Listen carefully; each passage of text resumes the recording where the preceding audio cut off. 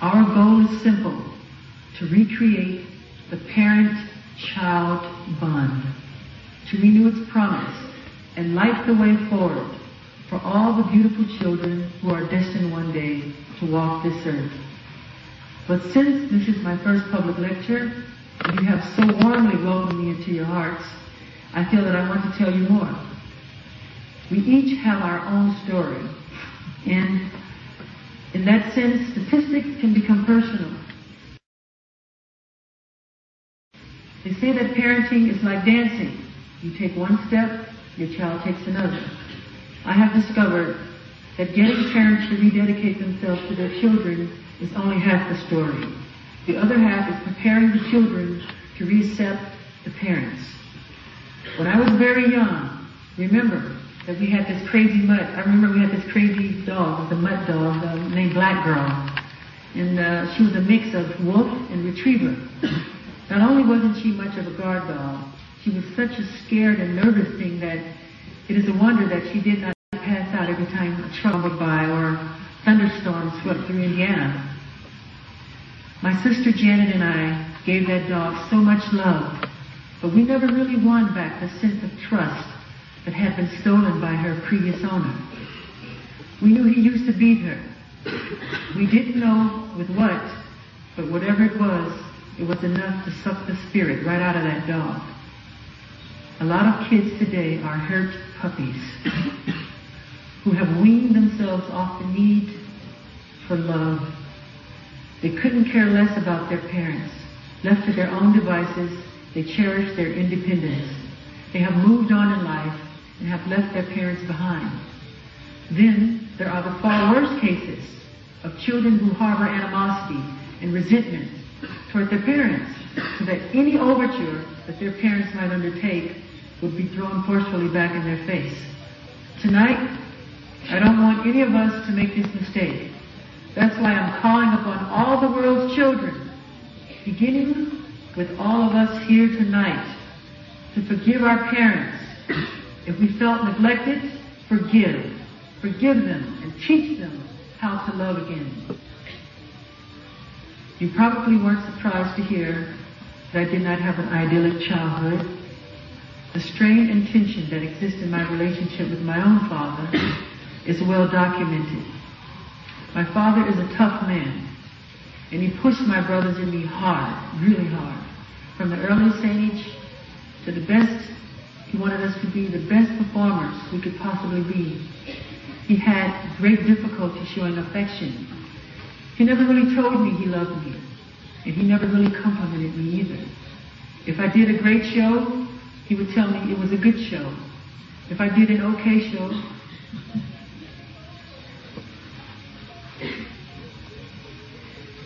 he would say nothing.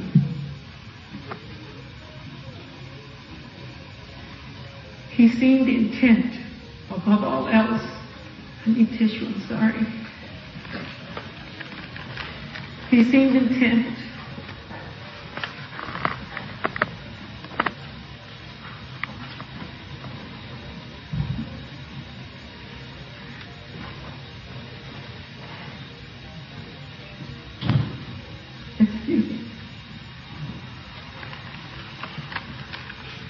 He seemed intent, above all else, on making us a commercial success, and that he was more than adept. My father was a managerial genius, and my brothers and I owe our professional success in no small measure to the forceful way that he pushed us. He trained me as a showman, and under his guidance, I couldn't miss a step. But what I really wanted was a dad. I wanted a father who showed me love. And my father never did that. He never said, "I love you," while looking at me straight in the eyes. He never played a game with me. He never gave me a piggyback ride. He never threw a pillow at me or a water balloon. But I remember once when I was about 4 years old, there was a little carnival, and he picked me up and put me on a pony. It was a tiny gesture, probably something he forgot 5 minutes later, but because of that one moment, I have this special place in my heart for him. Because that's how kids are. The little things mean so much. They mean so much. For me, that one moment meant everything. I only experienced it one time, but that one time made me feel really good about him and about the world. But now I am a father myself. And one day I was thinking about my own children, Prince and Paris, and how I wanted them to think of me when they grow up. To be sure, I would like them to remember how I always wanted them with me, wherever I went, how I always tried to put them before everything else. But there are also challenges in their lives, because my kids are stalked by paparazzi. They can't always go to the park or to the movies with me.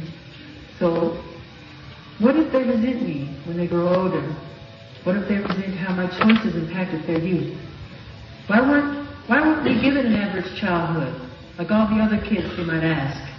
And at that moment, I pray that my children will give me the benefit of the doubt, that they will say to themselves, our daddy did the best he could, given the unique circumstances that he faced. He may not have been perfect, but he was a warm and decent man who tried to give us all the love in the world.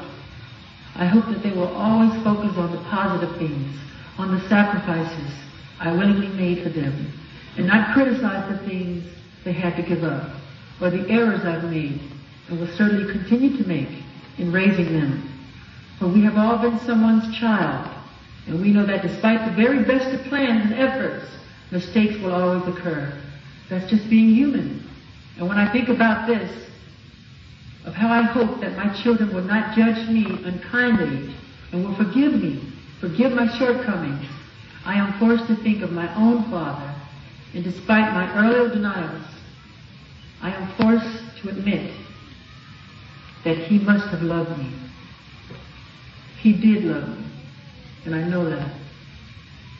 There were little things that showed it. When I was a kid, I had a real sweet tooth. We all did. My father, he did try. But my favorite food to satisfy my sweet tooth was glazed donuts. And my father knew that. So every few weeks, I would come downstairs in the morning, and there on the kitchen counter was a bag of glazed donuts. No note, no explanation, just the donuts. It was like Santa Claus. Sometimes I would think about staying up late at night so I could see him leave them there. But just like with Santa Claus, I didn't want to ruin the magic, for fear that he would never do it again. My father had to leave them secretly at night, so as no one might catch him with his guard down. He was scared of human emotion. He didn't understand it or know how to deal with it, but he did know donuts. So when I allow the floodgates to open up, there are other memories that come rushing back.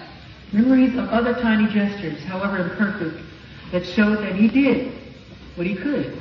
So tonight, rather than focusing on what my father did not do, I want to focus on all the things he did do, and on his own personal challenges. I want to stop judging him. I have started reflecting on the fact that my father grew up in the South, in a very poor family. He came of age during the Depression, and his own father, who struggled to feed his children, showed little affection toward his family and raised him. He raised my father and his siblings with an iron fist. Who could have imagined what it was like to grow up a poor black man in the South, robbed of dignity, bereft of hope, struggling to become a man in a world that saw my father as subordinate?